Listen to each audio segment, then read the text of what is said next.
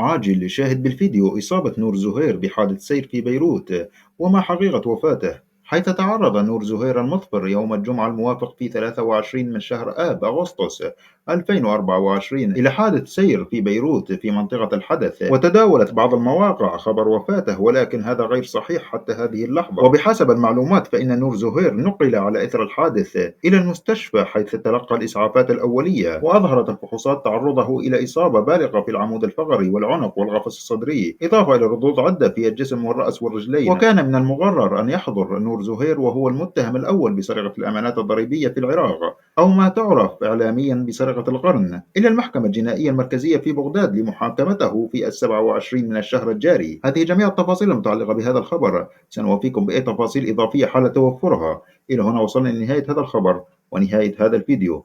لا تنسونا باللايك والاشتراك في القناة ليصلكم كل جديد. شكرا جزيلا لكم على المشاهدة، وإلى اللقاء.